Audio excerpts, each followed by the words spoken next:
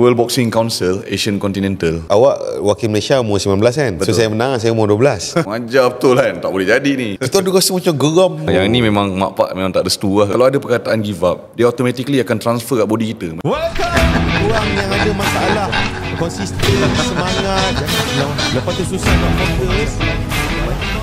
Ini belum masuk dari masyarakat. Okey, selamat datang. Welcome to the Uzbek Kingdom. Podcast kita selamat lama tidak bersiaran. Hari ini kita ada special sikit. Peninju. So mungkin boleh kenalkan diri sikit pada kawan-kawan. Saya rasa ada yang dah perasan kan? Ya. Pada yang tak kenal boleh kenalkan diri sikit.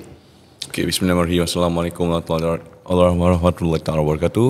So nama saya Adli Hafiz atau lebih dikenali sebagai Adli Golden Boy. Golden Boy. Saya petinju profesional Malaysia. Memegang rekod kemenangan 13, kemenangan 1 tewas. Dan top 1% lah Ya, dan sekarang baru memenangi kejuaraan WBC Asia Continental di Bangkok. Tahniah. Ya, alhamdulillah. Tapi suara macam penyanyi rock. Mungkin sebab banyak shoot kan.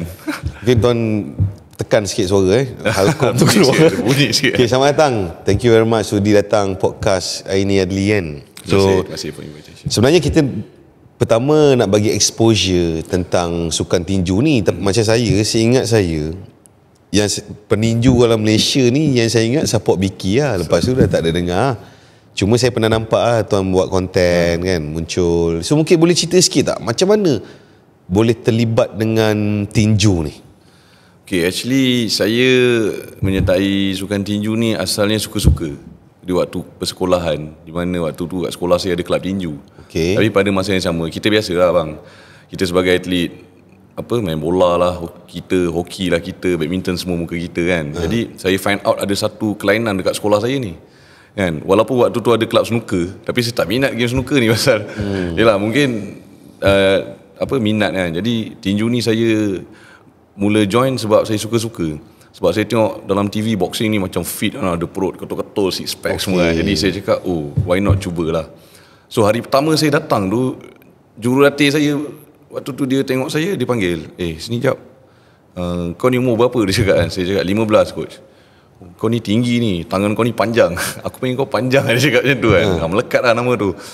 So dia tengok fizikal saya tau. So dari situ dia dah identify ada satu potential yang ada pada diri saya. Tapi waktu tu saya still suka-suka.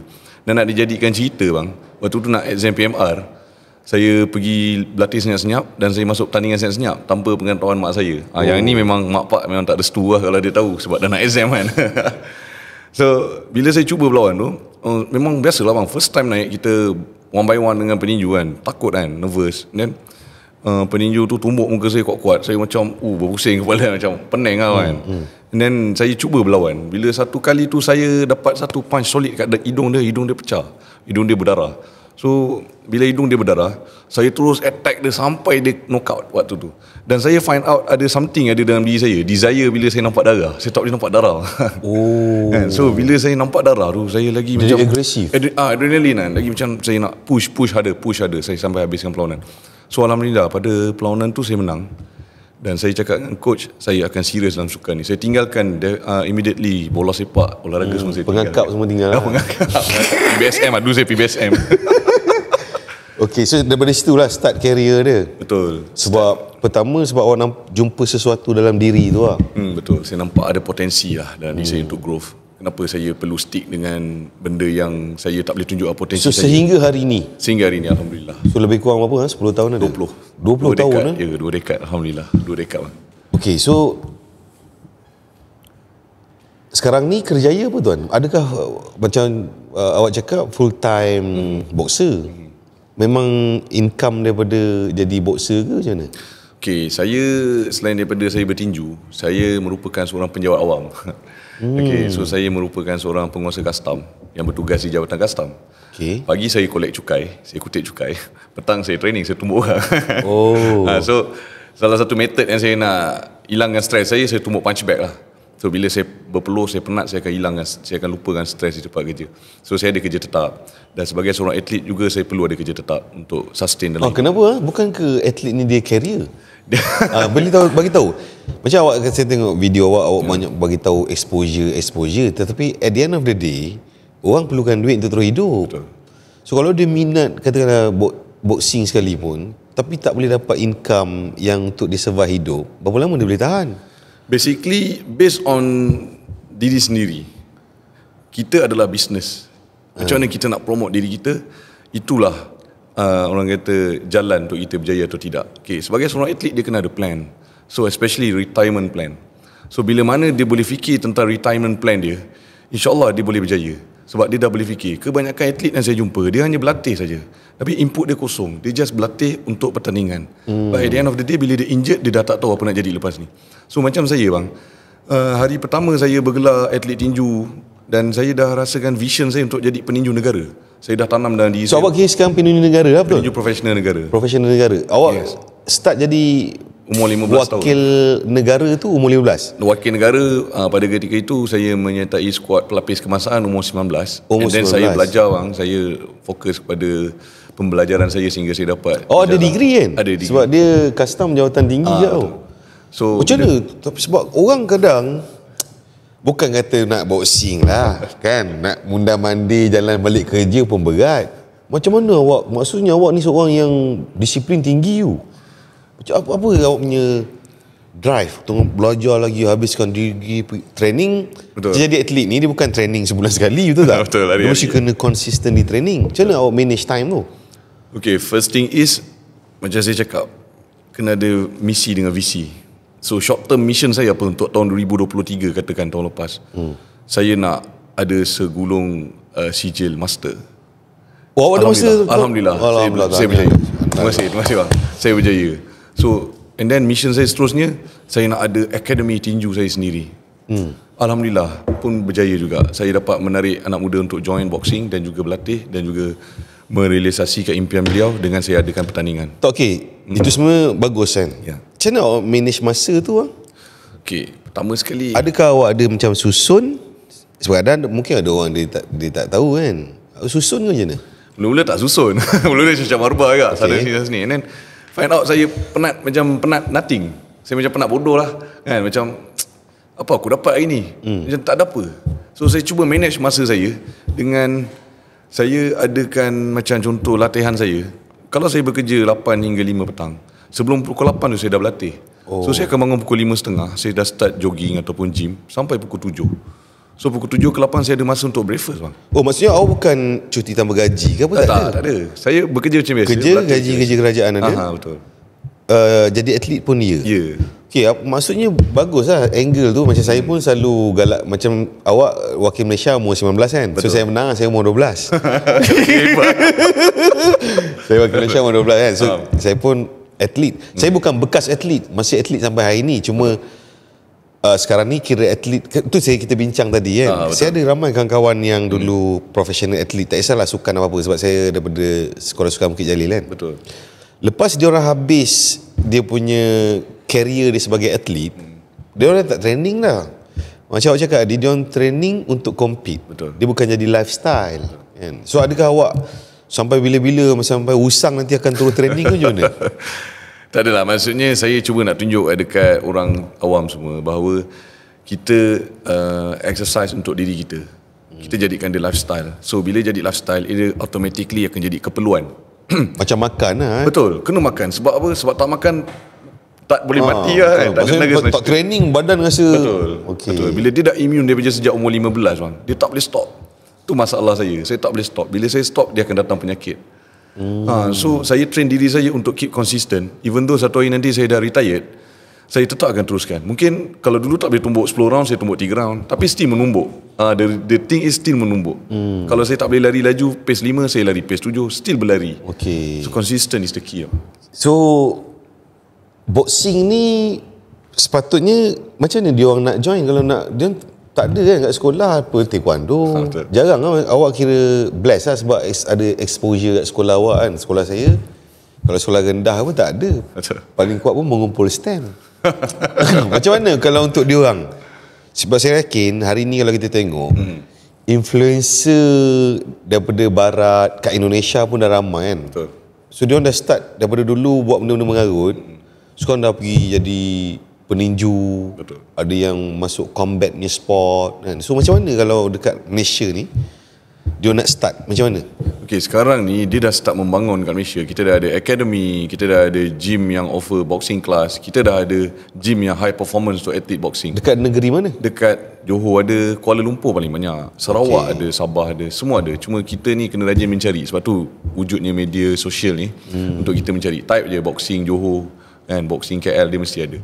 So anak-anak muda yang ingin belajar menceburi sukan ini, dia boleh cari di media sosial. InsyaAllah kalau di Johor Golden Boxing Club, itu memang ada, itu memang base. Awak punya lah? Saya punya. Okay guys, Johor guys. Johor Golden apa? Golden Boxing Club. Kat mana tu? Dekat kita base dekat City Plaza. Okay, dari segi, yelah kadang-kadang kita tahu bukan semua orang berkemampuan. Betul. Kan, untuk orang biasa, antara hantar anak ada pergi boxing, baik dia beli lauk. Ini isu dia sekarang ni. Okay. Sebab kita kalau awak perasan, antara benda yang saya sedang bawa dalam masyarakat kan, kita daripada kecil kita diprogramkan terhad. Kalau sukses, contoh kat sekolah macam tadi awak takut mak tak sokong, memang betul pun, bukan salah pun. Sebab apa? Parents kita ataupun society kita faham, kalau kat sekolah bila budak tu start minat sukannya, parents dia selalu akan buat apa? Dia akan halang, betul tak? Betul. So duduk baca buku, betul, belajar rajin-rajin. So tinggalkan sukan. Tapi awak telah, maksudnya betul lah apa yang saya cakap ni.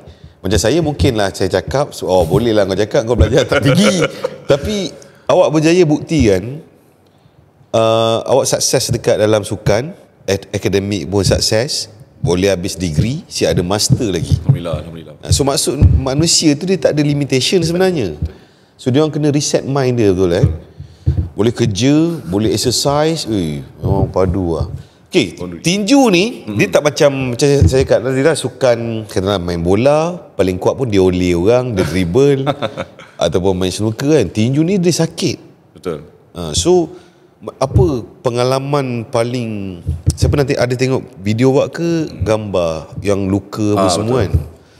So macam mana kita, bila mula-mula nak start tinju tu, apa awak rasa dan pengalaman paling awak ingat sekali? Paling saya ingat yang paling terbaru lah, tahun 2022. Okay. Saya merebut kejuaraan WBC Asia waktu tu. Saya menentang peninju daripada India. Okay, pada waktu itu saya memang berentak lah dengan peninju ni. Dia tumbuk, saya tumbuk. Dia bagi, saya bagi. Dia kena, saya kena. Tapi pada pusingan ke-9 tak silap saya, 8 tak silap saya, dia ada tumbuk dan dia hantukkan kepala dia dekat mata saya. So, dia hantuk kepala? Dia tumbuk. Dia boleh ke? Dia hulur lah. Dia macam tak sengaja lah. Tu kira foul lah. Tapi dia referee tak nampak.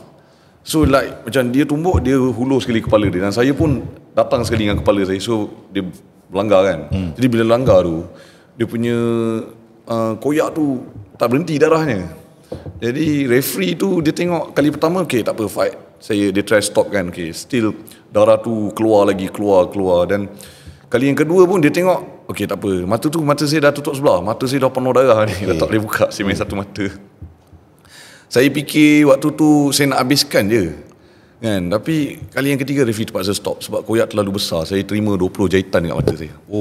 Habis lawan tu dia terus tenyeh dengan jarum dekat mata saya. So itu pengalaman pedih lah. Kerana apa? Kerana dia bukan pedih sakit tu, awak rasa tak puas hati sebab aku bukan tewas sebab ni, sebab aku tak boleh. Betul, tak boleh teruskan. Sebab apa? Sebab kita dah training terus, kita dah berusaha, kita dah berkorban masa, tenaga kita. Ini disebabkan kecederaan macam tu, dia terpaksa membentikan. Pada saya, it's like tak adil ni pada saya, untuk saya. Jadi kita terpaksa ikut law kan, dia tak boleh darah yang tak berhenti. So dia akan tengok kesan luka koyak tu, sekiranya koyak tu besar, dia terpaksa berhenti bang. So saya terpaksa aku, tapi kenangan yang pahit lah, dah lah saya pergi seorang. Jurulatih saya tak dapat ikut. Sebab apa? Jurulatih saya waktu tu dia ada program lain. So saya pergi ke Thailand, saya fly seorang. So seorang maksudnya? So dekat sana Wakil Malaysia tu pergi seorang, tak ada dengar apa tak ada? Tak ada. So saya pergi ke sana, and then ada coach daripada luar negara tunggu. So dia akan corner saya kat sana lah. So waktu tu memang tak ada rezeki tak berpihak lah bang. Tapi alhamdulillah lah, sebenarnya Allah tu nak bagi lebih baik lah. Saya aku lah waktu tu. Okay, tapi tahun baru ni kan? 2023 champion. Yang kejuaraan sama lah? Baru ni.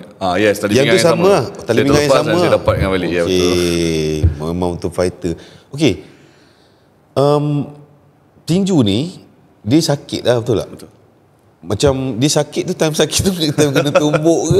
Tapi luka tu saya rasa tak apa sakit tak? Dia waktu kita tengah lawan, dia tengah adrenalin, dia tak rasa bang. Dia bila balik tu, dia punya sakit daripada kepala sampai ke tengkuk. Tak boleh angkat badan. Besok boleh pusing macam ni macam robot lah. Okey. Tapi tuan tak ada rasa macam sebab dia boleh mati kan? Yang ni awak tinju pakai helmet kan? Tak pakai. Ni tak ada kan? Tak pakai. Yang pakai helmet tu dia apa? Bawah 12 kan? Amateur, dia amatur. Oh, amatur. Amatur dia sampai umur 40 tapi dia punya law dia kena pakai headguard. Okey. Tapi waktu sekarang pun saya ingat amatur pun dah tak pakai. Mungkin bawah 18 dia pakai. So dia ada peluang sampai boleh lumpuh lah pun macam-macam kan? Dia accidentally lah. Mostly accident yang kena. So sama macam semua sukan lah. Semua sukan dia ada risk. Betul, dia ada risk. Betul. Is whether kita control risk tu ataupun kita terkena. Macam saya. Okey, saya nak tanya soalan. Ya, betul. Bila awak tengah lawan ni adalah fizikal. Betul. Kan? Bila kita kena tumbuk, kita ada rasa macam geram. Ada. Okey, itu bagus untuk sport ni ke tak bagus? Bagus. Oh, Tapi memang kena geram lah. memang kena geram lah sebab kau dah tumbuk aku. Macam revenge lah. Kau dah tumbuk macam kau ajar betul kan. Tak boleh jadi ni. Tapi pada saya kalau macam tu bagus. Tapi dia tak boleh hilang fokus ke? Tak, macam saya dulu, macam main bola kan. Okay. Saya main midfield. Katalah saya kena tackle. Rasa geram nak tackle orang tu bukan sebab bola tau, sebab nak pukul dia balik. So saya pernah kena kad kuning dalam tempoh 10 minit. 2 kad kuning 10 minit. Lepas tu menyesal. Betul. So bagi saya tak okey lah macam. Tapi macam tinju dia akan lost focus tak kalau kita kosong geram sangat? Itulah yang saya cakap. Dia kena sentiasa In control ke? Yes, in control. Dia marah tapi dalam keadaan terkawal. Pasal dia tak boleh terlalu emosi. Nanti dia hilang kan dia punya teknik semua kan. Emosi satu, dia akan hilang banyak tenaga. Sebab dia nak hayun guna kederat dia. Dia nak swing tapi tak kena pun. So saya pernah jumpa petinju yang macam tu. Saya suka. Sebab bila dia hayun guna perasaan dia akan penat. So lepas dia penat tu saya akan push dia sampai dia habis. So bila dia jadi okey, maksudnya selain daripada awak geram dia tumbuh, tapi awak kena maintain disiplin dalam tinju apa yang coach train apa semua, step tu semua kena fokus. Ush, maksudnya awak ada satu level control emotion tahap tinggi tu. So bila dalam hidup reality, impact dia macam mana? Contoh kalau kadang orang terlanggar ke susah nak marah sebab selalu dia orang contoh bawa motor. Orang bagi signal, orang nak tukar lane tak bagi signal. Betul. Oh, terus pandang. Kadang ada juga. Sama lah. Tapi nak layan dengan tak layan dia. Tak layan Ali belah ya. Tapi kalau layan jadi lain kan. So adakah bila awak ni peninju, bila awak bergaul dengan orang lain kat luar, ada tak rasa macam kalau orang buat salah saya tumbuk dia? Atau terang lah jujur. Macam mana nak cakap dia bergantung pada emosi, control emosi. Tapi ada rasa lah. Ada rasa, tapi kita still cool down. Macam saya bagi Chan lah. Tak apalah, mungkin dia tak kenal tak apa. Tapi 2 kali, 3 kali saya akan sound lah. Kenapa? Kau ni ada masalah cakap kan. Ada masalah kita cerita, tapi kat tempat lain lah, jangan cerita sini lah. Pasal aku punya orang tak suka depan orang. Saya cakap itu contoh lah. Okey. Jadi maksudnya saya ada lah rasa tu. Ada. Rasa macam nak dapat shoot muka dia. Tak lah, tapi kita cuba settle baik lah. Okey, maksudnya kalau orang tu dia belajar tinju untuk pukul orang, tak elok lah. Itu benda pertama syarat yang saya letak dekat anak murid saya. Kalau datang sini belajar nak pukul orang, sini bukan tempat dia. Jadi dia orang faham, kita ni bersukan. So apa cara pun kita kena humble, simpan tangan. Kalau perlu pun kita guna. Perlu macam mana pula coach? Saya cerita lah. Pasal banyak dia nak tunggu yang perlu tu. Perlu macam tapi mana tujuan dia nombor 1 kita protect. Yes, protect kan? Apa-apa kita nak attack orang, matlamatlah lah protect kan. Betul. Sebab kita dilindungi oleh undang-undang kan. Mungkin ada orang tak tahu. Kalau kita pegang orang pun salah, orang tu report, kita boleh masuk dalam. Apatah lagi tumbuk. Okay, so kalau kita tengok on the street, orang awam boleh tumbuk orang apa semua ni, apa tuan rasa? Elok dia pergi bertinju ke ataupun macam mana? Satunya bagus lah, dia kena masuk club boxing lah. So that means dia tak boleh expect dia one punch lah. Kan? Kalau dia jumpa orang yang ada stamina, memang boxer dia habis lah. Pasal dia gantung dengan kekuatan dia. Macam saya cakap tadi, dia emosi. Tapi kalau dia lawan orang yang bijak, dia tumbuk orang yang orang tu pandai, orang tu tak perlu tumbuk balik pun. banyak benda lain dia boleh buat. Elak. So orang macam tu yang patut kena pergi kelas tinju sebenarnya. Kita ajar Sebenarnya dia divert energy dia. Yes, betul. Divert the energy. Maksudnya awak ni, kalau saya boleh tengok, awak ni orang yang energy tinggi kan. Maksud kalau tak tinju ni, silap entah apa-apa buat. Mungkin buat benda tak elok kan. Sebab ramai orang dia tak faham. Ada orang dia memang macam saya pun sama, saya ada energy yang tinggi. Betul. Kalau contoh saya tak pergi gym ke, tak exercise ke, tak naik kuda, tak tahu apa benda saya buat kan. So energy tu nanti disalah guna lah, buat benda tak elok, bergaduh apa semua kan. Betul. Okay. Jadi apa ya cerita pasal tinju tapi menarik lah. So apa next tuan punya plan? Saya punya sasaran 2024 ni. Okay, saya Tapi boleh ke? Tapi sebenarnya kita tak boleh bagi tahu umur kan. Betul. Saya untuk makluman semua, Adli ni dia bukan muda lagi tau. Tapi kira muda lah. Dia 30-an. Selalunya orang ingat 30-an ni dah tak boleh. Betul. Tapi awak melawan lagi Lawan. Positif lah. Positif yang boleh. Macam mana awak buat tu? Maksudnya awak punya mental. Dia mindset lah. Actually mindset lah. Pertama sekali kita set dalam mind kita bahawa kita boleh. Jangan ada tak boleh. Sebab boleh lah. Sebab boleh. Betul. Sebab apa? Sebab boleh. Kalau kita set give up, kalau kita set tak boleh, dia automatically akan transform dekat body kita. Kuat macam mana kita pun, bila kita cakap tak boleh, dia akan jadi tak boleh. Paling berat lah untuk saya push diri saya adalah untuk bangun pukul 5 pagi tu untuk training. Memang sangat berat. Sekarang ni 5 pagi lah setiap hari? Ya. Konsisten. Okay, training satu hari berapa jam? Saya ambil 4 ke 5 jam, tapi saya divide lah 2 sesi. Sebab pagi sebelum pergi kerja and then balik after kerja. Ush, maksudnya pukul 5 start, selalu pagi buat apa? Cardio apa? Pagi saya akan buat speed training and interval. Tu ada coach lah? Tak ada, saya buat sendiri. Coach saya monitor pakai WhatsApp. Dia cakap, Adli, Monday what, Tuesday what to do, Wednesday. Awak boleh tipu-tipu kan? Boleh, tapi saya pegang apa coach saya cakap. Kalau tipu pun, end of the day, you yang dapat. You yang lawan, bukan I. So saya tetap nak bersungguh-sungguh sebab saya nak dapat bekalan tu kan. Maksudnya walaupun tak ada penyeliaan, awak still boleh push diri sendiri So balik, lepas tu mandi, pergi kerja. Pergi kerja lah. Pukul 8 masuk? WP 1, 2, 3 WP 1 WP 1 7.30 ada 7.30 ada 8 kan. Okay. Keluarga ada? Ada, family ada. Ada anak apa ada semua anak. Kan? Urus anak lagi apa semua. Macam mana tu? Kadang ada orang anak bawah 1 pun dah tak ada masa. Itulah. Maksudnya pengurusan masa Okey, pukul 8 masuk. Lepas tu awak adalah kira pegawai pula tu. Bukan yang biasa-biasa. Itulah. Sampai pukul 5. Habis pukul 5 training lagi. Training sampai pukul 6. Yang tu training apa? Sparring apa? Banyak sparring, lepas tu banyak punching bag, strength training lah. 5 sampai 6. And then 6 sampai 7 ada buat personal training, personal class. Oh, buat lagi? Buat personal training class. Orang pula? Lepas tu pukul 7 saya relax je. Apa lauk makan lah? Makan macam mana makan? Okay. Dia orang makan ramen warna pink. Lepas tu dia kata, kenapa saya lemah? Boleh share tak pemakanan?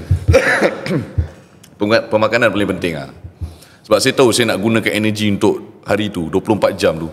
So saya akan pastikan portion intake saya 24 jam tu saya ada energy.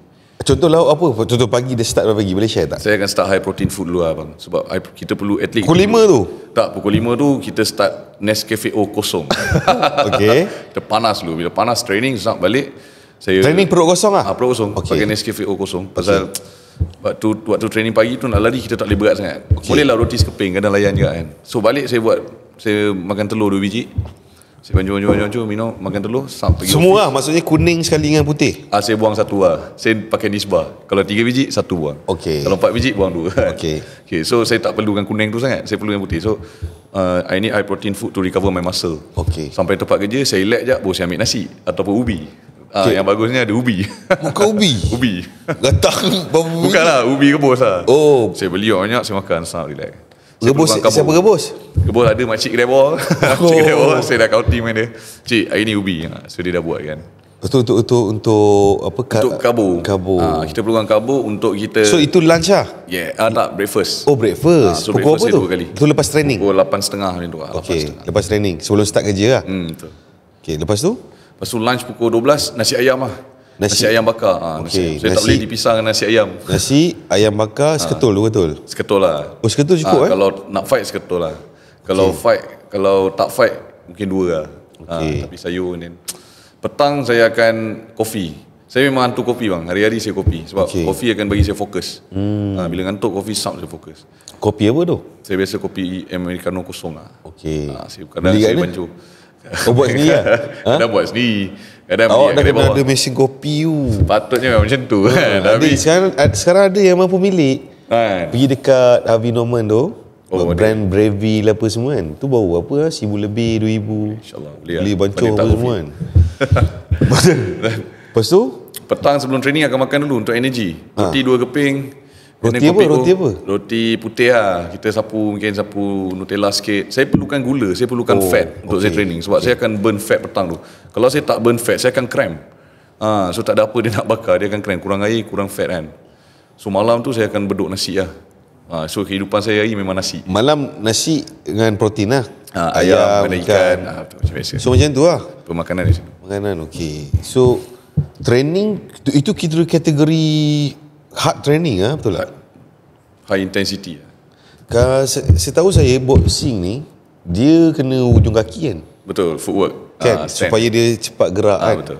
Sebab tu diorang training, skipping ada Skipping lah? ada. Skipping berapa lama? Dia kiranya dia? Kalau saya nak turun berat badan setengah jam lah. Kalau saya non-stop kalau saya just warm up 5 ke 10 minit je. Sebab skipping ni cepat panas badan kita. Sebab dia melompat kan. So dalam 10 minit dah panas badan, so saya boleh start untuk next step. Okey. Skipping penting. Sekarang ni awak lightweight Saya light heavy. Oh, light heavy. 79. Light heavy tu dia macam mana? Boleh didik saya sikit? Light heavy 79.5 kilo. So beza sesuatu berat badan tu beza 3 kilo. So dia boleh jadi, contoh saya ambil middle 72, dia ada super middle 76. Dia ada light heavy 79. Kalau saya rasa saya rajin nak turun 76, saya jadi super middle. Kalau saya malas saya nak turun berat, saya naik light heavy 79. Professional macam tu. Tapi most of the time memang kehidupan keseharian kita memang kita jaga berat badan. Sebab tu atlet tinju badan dia tak sizing sangat, badan dia tak besar. Dia macam Lepas tu dia perlukan agility kan. Betul, dia tak boleh besar. Senang kalau shot tak sempat kan, betul tak? boleh lari lah.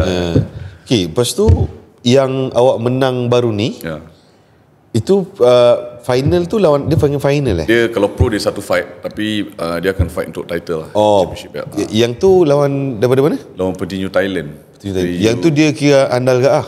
Dia rekod dia dah 30 fight. Rekod dia. So sebelum dia lawan saya, dia dah 7 kali berlawan pada 2023. Dan saya baru pulih daripada kecederaan tendon saya pada bulan Jun. Saya baru recover ni. So saya dah lawan orang dah 7 ke 8 kali main. So memang dia berapa round tu? Saya main dengan dia 4 round. 4 round alhamdulillah kena satu tumbukan solid daripada tangan kiri. Dia jatuh lah. So referee dah tak boleh teruskan. Knockout lah? Knockout. Pasal dia jatuh terus tersembam kan. Kalau untuk peninju, knockout tu macam pride ke macam mana? Knockout tu yang paling susah sebenarnya. Tapi dia macam pride ke apa? Dia macam kebanggaan ke apa? Bangga. Maksudnya bukan bangga sebab dapat KO kan, dia bangga satu macam usaha kita berhasil and then tactical kita menjadi. Because saya peninju, saya tak boleh ikut emosi. Saya just tactical. Round ni buat apa, round ni. Pasal saya main 10 round. Kalau saya sibuk emosi, round 1, round 2, round 4 habis. Sampai round 10 kan? So memang kena strategi. Satu round berapa minit 3 minit. 3 minit. So maksudnya setengah jam lah. 30 minit. Tapi dia ingat setengah jam tu, uish, bukan macam tengok wayang kan. Maksudnya dia terlalu laju lah. Masa tu berlalu kan. Mental semua kena strong. Betul. Kena dia strategi dan taktikal lah, supaya every round tu dia tak jadi macam ada tengok macam labu-labi lah pakai hayun kan. Pasal dia dah pulun round yang awal tu. Macam saya very like tactical. So coach dia cakap, Adli, round ni kau jangan tumbuk pun. So dia cakap kau main block je. Tahan, elak. Okay, and then bagi dia tenaga habis. Tapi dia cakap bagi dia tumbuk dan cuba elak tumbukan dia. So bila tenaga dia habis, time tu kita counter balik. Tapi kalau katakanlah strategi macam tu, tiba-tiba orang tu guna strategi sama. Jadi dua-dua tahan, macam mana? Saya jumpa baru ni, sama lah macam kat Bangkok tu. Saya dah study dia punya video fight dia, and then bila dia naik ring, dia jadi lain. Dia tak jadi macam apa yang saya plan. Sebab tu kita kena ada plan B bang. So saya tu apply dalam kehidupan ni. Tak jadi plan A, kita pakai plan B. Okay, maksudnya kalau dia tunggu, kita buat plan B. Kita attack. Kalau dia attack betul-betul lah. Betul. Kita attack bagikan dia rasa bernafsu nak balas. Saya jadi tumbuk perut dia kuat-kuat. So dia nak balas, time tu saya counter balik satu lagi tumbukan. Okay. So dari segi tinju ni, rules dia semua boleh tumbuk. Dia bawa pusat tak boleh lah. Kira foul lah tu. Dia tak boleh bawa pusat. Maksud kaki tak boleh guna. Kaki tak boleh. And then dia tak boleh tumbuk belakang kepala. So like macam kita profesional sangat-sangat sensitif belakang kepala. Sebab belakang kepala ni boleh kena concussion ataupun boleh kena lumpuh. So ada peninju tu saya tengok dia kena, dia terus muntah. Memang concussion lah, bahaya. So belakang ni memang bahaya. So Tak boleh bila awak tengok tak ada takut ke macam ish. Ada lah juga. Bila dah peringkat macam ni ada juga. Tapi macam coach saya cakap, dia selalu pesan safety come first. Macam abang main bola kan, safety dulu. Jangan ulur je kaki. Ada time tengok keadaan.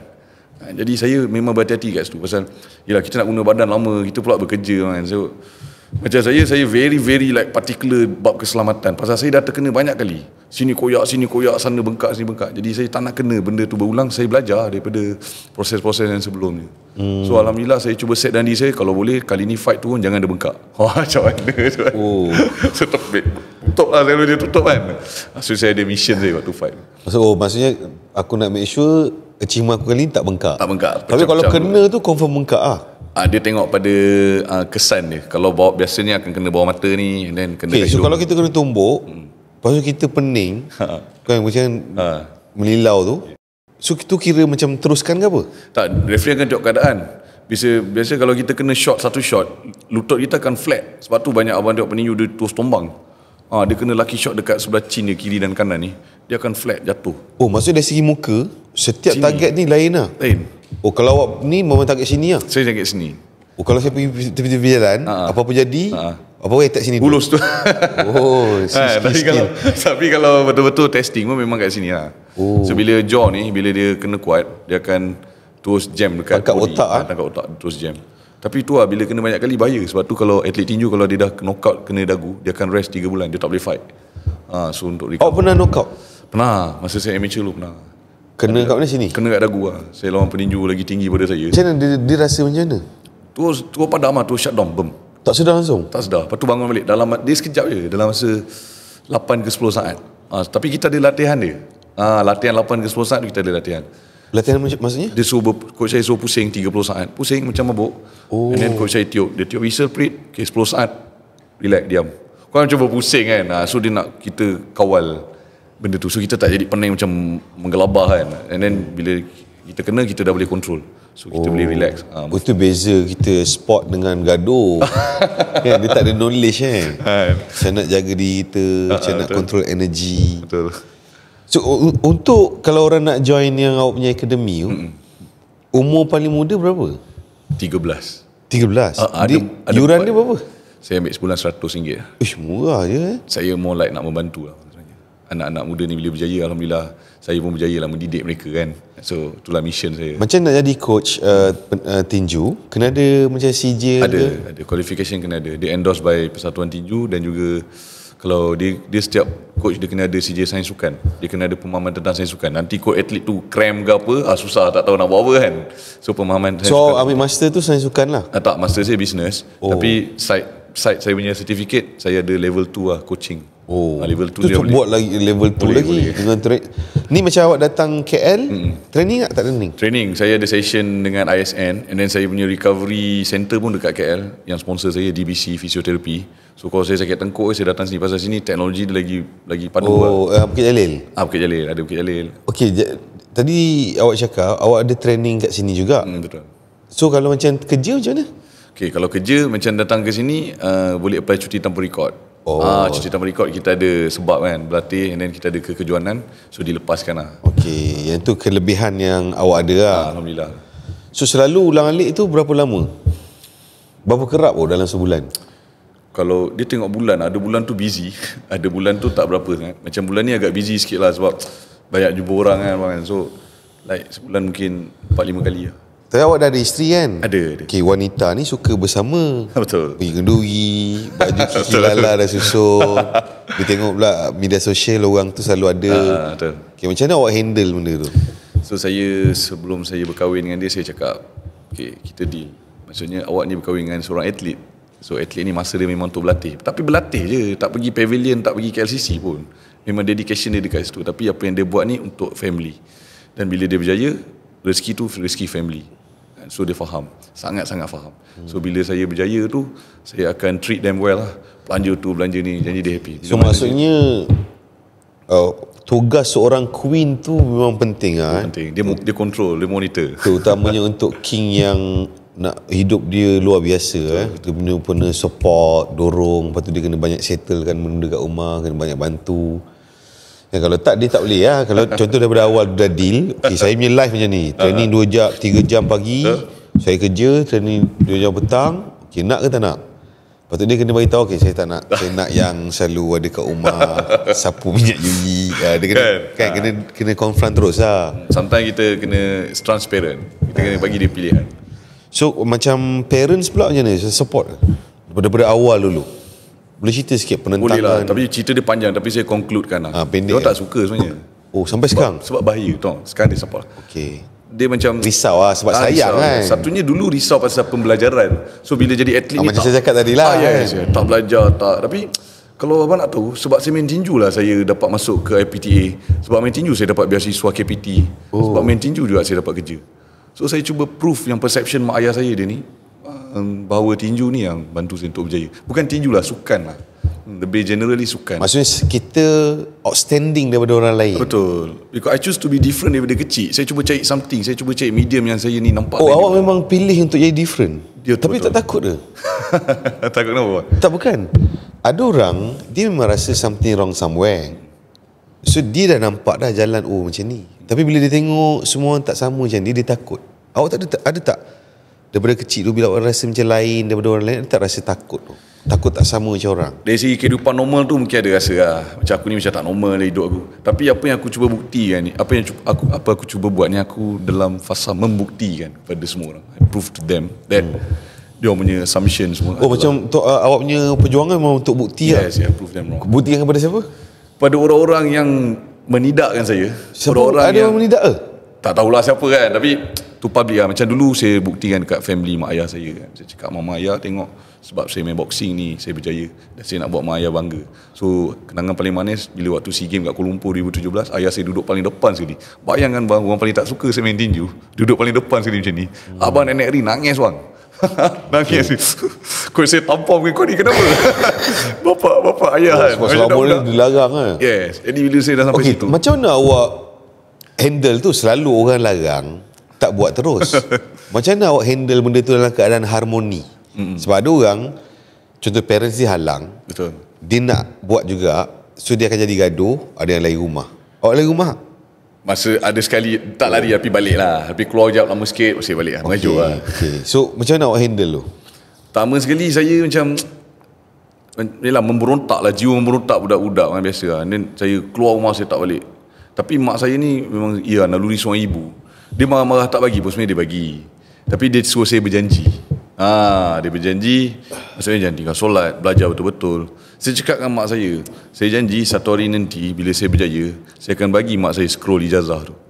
Dan saya berjaya, alhamdulillah, realisasikan impian dan doa, berkat doa mak, saya bagi. Saya cakap mak ayah, mak ini untuk mak dengan ayah. Sekarang saya nak fokus untuk hidup saya pula. Tu saya come back balik lagi stronger lah.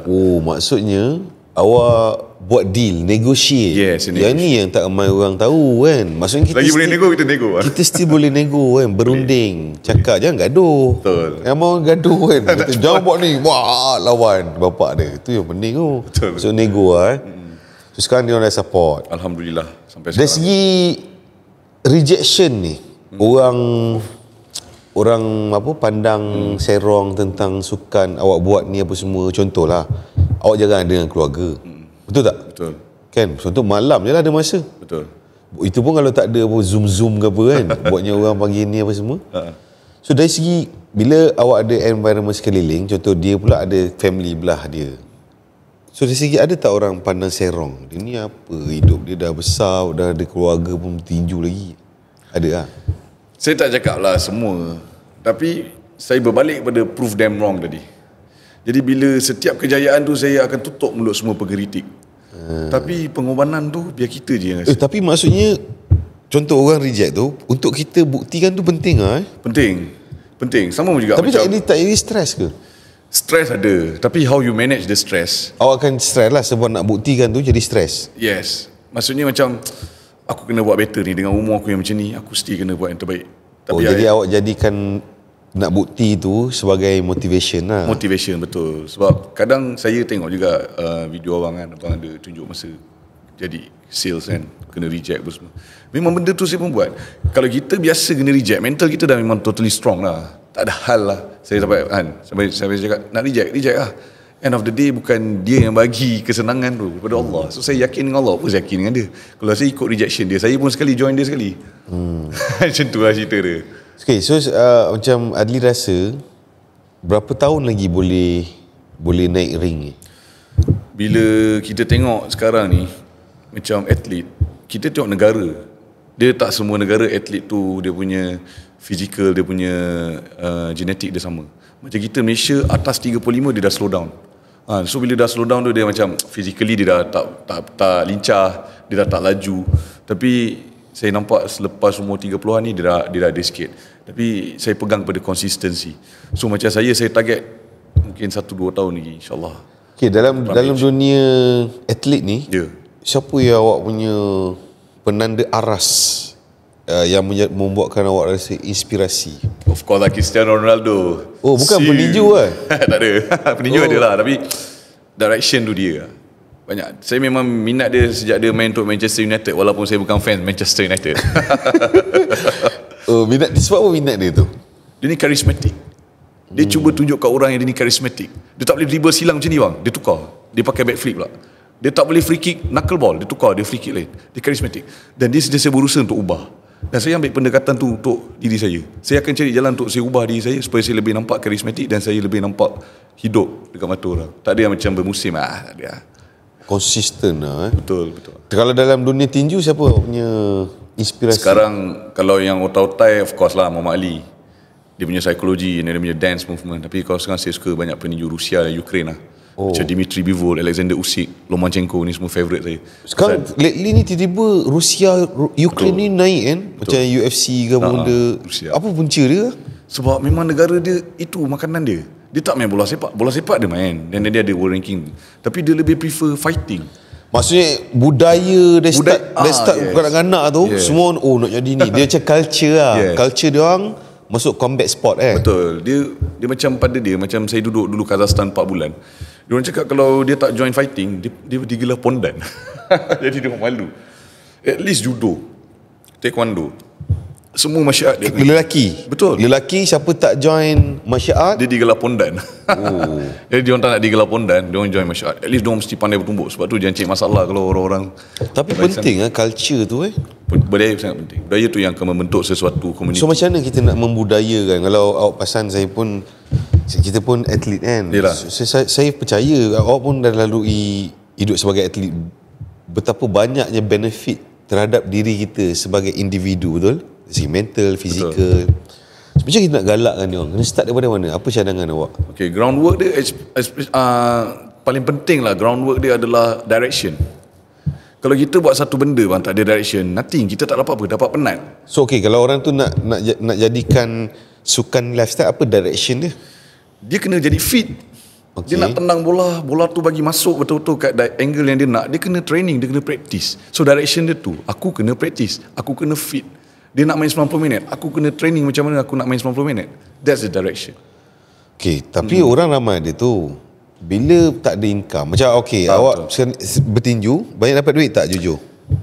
Ada sikit lah. Tak banyak betul tak? Okay, tak ada sampai 1 juta? Tak ada lah. Okay. Awak menang tadi berdapat apa? Adalah lepas lah bang, bayar kereta, komitmen rumah semua lepas lah. 5 angka? Lebih kurang. 5 angka? 6? 5 angka kan? Menang tu sakit apa semua, dapat 5 angka tau. Okay. So itu awak dah level tinggi. Untuk orang yang nak start ni, katakanlah main bola kan. Betul. So, saya main bola dulu. Jadi saya berhenti sebab waktu tu industri bola ni tak macam hari ni. Adalah tim-tim yang hebat bayar gaji apa semua, dan tim yang tak bayar gaji pun banyak kan. Awak tahu kan? Macam mana dia nak survive? Berapa lama dia nak tahan minat dia nak kena ada keluarga tak? Macam nak buat? So maksudnya macam awak buat tadi lah, kena ada income lain. Betul. Bila ada income lain, kerjaya lain, tak boleh fokus pula. Kita berbalik kepada education and knowledge. So sebagai seorang atlet, dia kena education dan knowledge. Coach dia main peranan. Coach dia yang guide dia. Okay, awak tahu awak akan jadi atlet dan awak tu awak akan bersara. Bila awak bersara, apa awak nak buat? Jadi coach. Awak ingat nak jadi coach saja ke? Awak kena ambil license, awak kena ambil certificate. So daripada certificate dia ambil tu, dia akan belajar generally about boxing for example. So lepas dia dapat sijil tu, dia boleh buat side income dia, jadi personal coach ataupun jadi jurulatih tinju negeri. Okey, maksudnya jadi atlet ni tak kaya lah. Bukan kata tak kaya, tapi how like you expose yourself, macam business lah. Dia more like business. Macam ni dia marketkan diri dia. Macam kita tengok sekarang kan, contoh ada atlet yang sekarang yang tengah build up nama. Sebab dia di dalam circle yang memang exposure tu tinggi. Maksudnya zaman moden ni, kalau dia atlet, dia tak boleh ada skill jadi atlet je. Betul. Dia kena ada skill macam nak jual diri dia lah. Betul. Okey. Dia kena ada skill bercakap. Paling penting. So dia kena ada banyak skill. Yes. So ni apa awak tengah buat. Saya rasa ramai je peninju. Betul. Tapi orang tak kenal Rashid lah, Man, tak siapa-siapa. Kan Richard apa kan. Betul. Macam even macam Jojo Muay Thai pun dia pandai, dia buat konten tu. Lepas tu dia pun menang apa semua. So lagi dia pandai jual diri dia. Betul. Dan saya rasa untuk orang lain satu kan, kalau dia pandai jual diri, sponsor nak datang pun rasa best. Betul. Sebab sponsor buat bisnes. Dia nak bila aku spend kat dia ni, aku dapat apa? Betul. Banyak follower dia. Betul. Apa exposure dia boleh bagi kan? Betul. Lepas tu yang awak buat konten tu sekarang. Yes, ya, alhamdulillah. Sponsor ada lah sekarang. Sponsor ada, tapi more like in kind lah. Tapi kalau setiap kali nak pergi tournament tu, saya akan cuba cari sponsor dari segi funding. So bila cerita sponsor tu yang saya pusing balik bab rejection tu.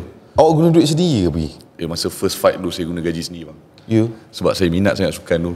Dan saya rasa macam saya patut pergi. Saya invest. Itu lah, saya rasa macam mana. Itulah, saya tak faham kenapa dalam masyarakat kita orang nampak orang yang dalam bidang akademik ni dipandang tinggi tau. Okey? Sebabkan contoh katakanlah dia doktor falsafah. So dia ada PhD dalam bidang akademik, apa dia belajar. So dia dipandang tinggi. Ataupun doktor perubatan. Ada orang dia tahu okey ni doktor perubatan kan, dia kata dia ni pandai, maksud seolah-olah dia pandai semua. Okey, saya tertanya-tanya lah, kenapa contoh macam awak kan ataupun atlet lain, dia ni adalah orang yang expert dalam bidang dia, kenapa kita tak pandang sama-sama level tu? Faham? Kan kita terhadkan orang dalam akademik je. Kenapa awak rasa ni? Kenapa ini berlaku? Sebab tu ramai orang give up. Dia rasa Betul. aku pergi buat benda ni pun orang tak ada hargai kan, stop lah, pergi kerja macam orang lain. Macam mana kita nak ubah mindset ni? Apa cadangan? Actually like this lah. Kita hidup ikut trend. Kalau trend 90-an mungkin orang banyak baca surat khabar. So apa cara pun kita kena keluar surat khabar, baru kita dapat mileage and exposure. So macam zaman sekarang ni sangat mudah. Kita ada social media, kita ada macam-macam selain daripada TV, surat khabar, majalah. Kita ada social media, dan social media adalah orang kata interaction, contact yang paling cepat kan. So macam contoh bila dia posting dia training and then dia punya journey to fight, so orang ni akan tengok dan orang akan persoalkan kenapa tak bantu dia. Orang lain yang akan persoalkan benda tu. Semacam saya contoh saya konten saya berlatih. Okay, orang akan cakap gila lah budak ni hari-hari berlatih sebab tak rehat. Tapi sebab saya nak konsisten. And then saya tunjuk juga konten saya preparation untuk fight. Tapi orang tak tanya saya pun macam mana kesukaran untuk pergi ke sana tu. Tapi saya tunjuk semua yang positif. Tapi end of the day memang support tu kurang.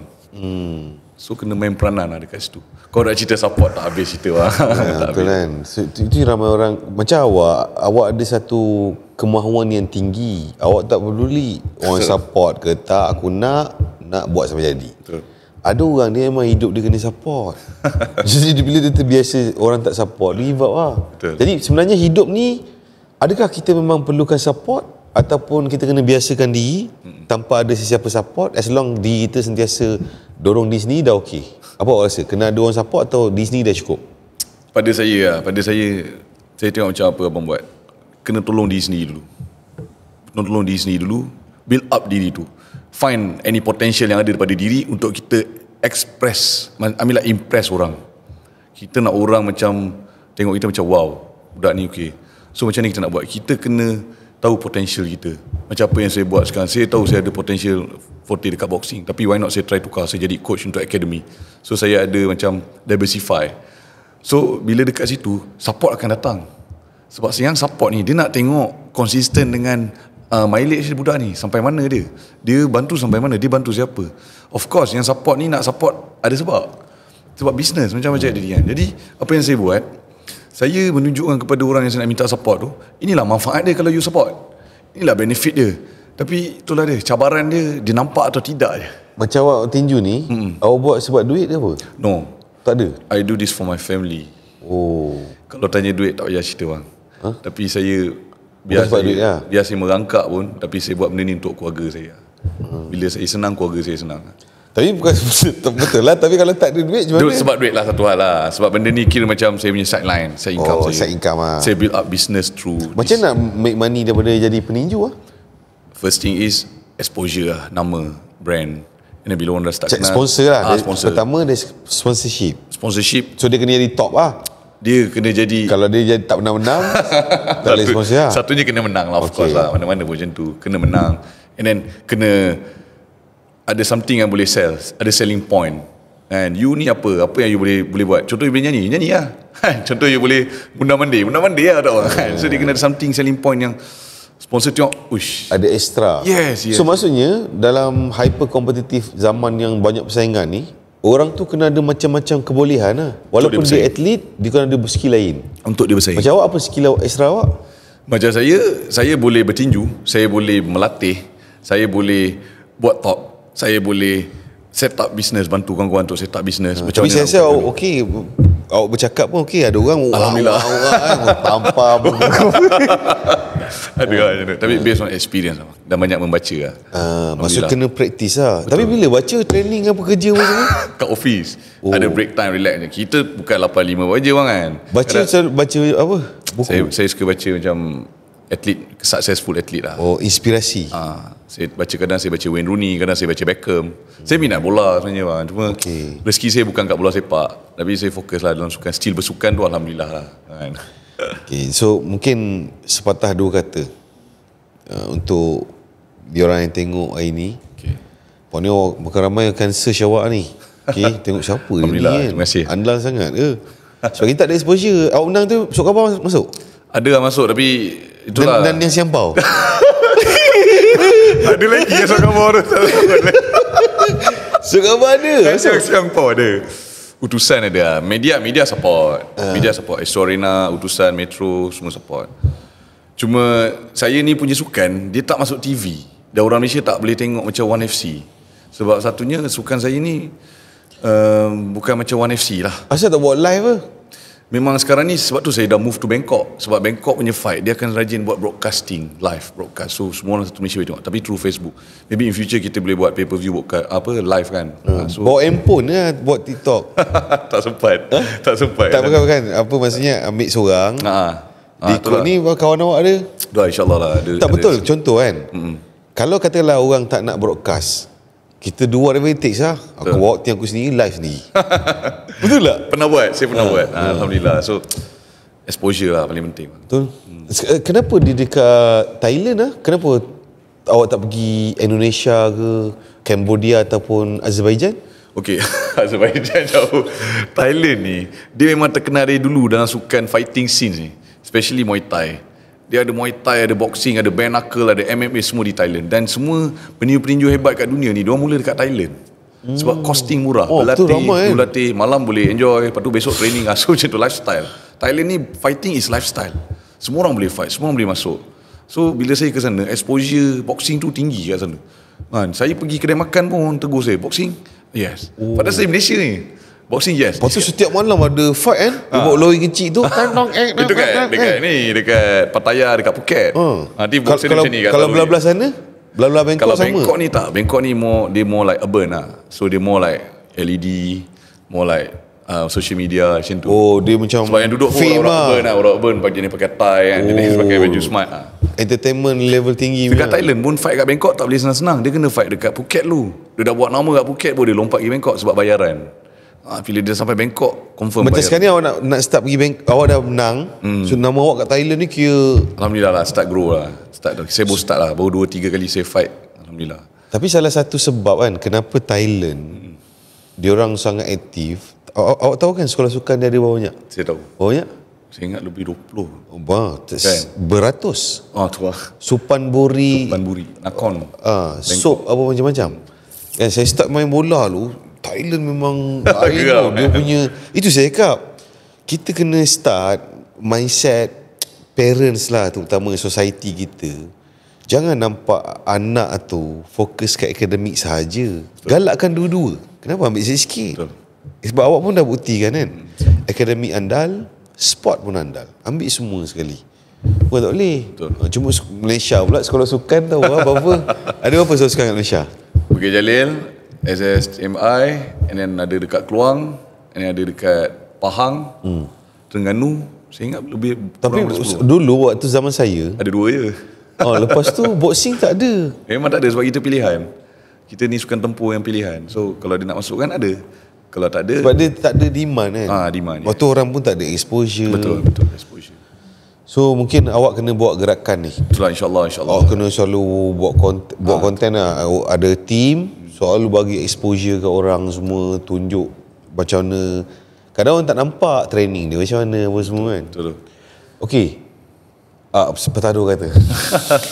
Kodak dah nak habis. Okay, first of all, terima kasih atas invitation ni Tuan Azri dan juga tim. Saya sangat-sangat bersyukur dan berbesar hati. Kerana apa? Kerana saya dapat berkongsi perjalanan kerjaya dan juga apa itu tinju di Malaysia. Okay, apa yang saya nak cuba sampaikan kepada penonton yang lihat di luar sana, kita reflectkan benda ni dalam kehidupan kita juga. Never surrender, never give up. Jangan ada perkataan give up, sebab kalau ada perkataan give up, dia automatically akan transfer kat body kita. Macam mana kuat you, bila you cakap ada give up, dia akan flat, body you akan lemah. So you kena still positif dan kena sentiasa bermotivasi. Kena cakap boleh. Belum buat, kena cakap boleh dulu. And then yang kedua is consistent lah. Macam mana apa yang kita buat sekarang ni. Even kita dah retired, satu hari nanti abang dah retired pun still consistent buat. Itu pasal lifestyle. We not training for competition. We training for lifestyle. Kita nak sihat. Kita bukan nak jadi juara yang disanjung untuk sekali tu je. Kita nak orang respect kita sampai habis usia kita. Dan yang ketiga sekali, kita kena jaga persekitaran kita, circle kita. Kalau kita bercampur dengan orang yang positif, orang yang fitness, orang yang fit, kita akan jadi fit. Kita punya mindset akan jadi fit, kita punya fizikal akan jadi fit. Tapi bila mana kita bercampur dengan orang yang kata ada tu, kan bagus pun tak guna. Macam contohlah toksik. Orang yang tak sihat budaya. So kita akan jadi tak sihat. So dia kata kita pandai memilih. Tapi usia yang akan mengajar kita. Okey, patutlah kawan awak dah start sukan pemotoran. Nick, tolong ambil itu, mungkin kita boleh tunjuk dia orang dekat penonton kita tali pinggang dia tu. Tali pinggang. Pegang elok tu. Ambil jap. Okey, so ni dia kemenangan hari tu hari. Alhamdulillah. Ini kira antara impian ramai lah. Impian untuk peninju kat Malaysia lah. Okey. So mungkin kita boleh tengok tunjuk kat kamera ni. Alright. Alhamdulillah. Okay, sebut sikit WBC apa dia stand for apa? World Boxing Council, Asian Continental. So kalau dalam professional boxing, World Boxing Council ni yang antara yang sanction yang paling popular lah. Macam tengok macam juara dunia semua yang pakai tali pinggang warna hijau ni, ni ada. Okay. So untuk dapatkan ni, selain daripada berkorban tenaga masa, dia akan tengok pada ranking dan rekod kita juga. Kalau rekod kita bagus, dia akan promote. Dan depend pada promoter and manager. Kalau dia nak promote awak, InsyaAllah awak akan maju ke depan. So ni adalah hadiah untuk semua. So tuan cakap sikit, saya telah buktikan saya handal setiap penjuru hidup. Cakap je, tak betul. Kerja kerajaan pegawai. Aduh. Master ada. Tinju champion. Jadi suami. Apa lagi? Cakap kat dia orang. Alhamdulillah lah, saya daripada usaha keras dan juga doa. Kita bila kita usaha, kita doa, kita berharap, ya Allah, kau kurniakan aku kekuatan dan kesihatan ni sebenarnya tujuannya untuk apa? Untuk aku berkongsi. Bila mana aku kongsikan ilmu ni, maknanya pahala tu akan berterusan. Itu yang saya pegang. Dan yang kedua, nothing is impossible. Prove them wrong. Bila awak buat satu benda tu, awak kena ada matlamat. Matlamatnya apa? Untuk buktikan kat girlfriend awak yang awak bukan loser. Untuk buktikan dekat family awak yang awak sekolah tak pandai, awak boleh berjaya. Untuk buktikan dekat coach awak yang selalu herdik awak cakap awak ni tak bagus, awak buktikan dengan kejayaan. So untuk saya, kejayaan tu adalah orang kata hadiah untuk orang-orang yang cuba menjatuhkan, bukan menjatuhkan, cuba pandang rendah. Okay. Hadiah untuk mereka. So thank you very much guys. Adli, the golden boy. Alhamdulillah.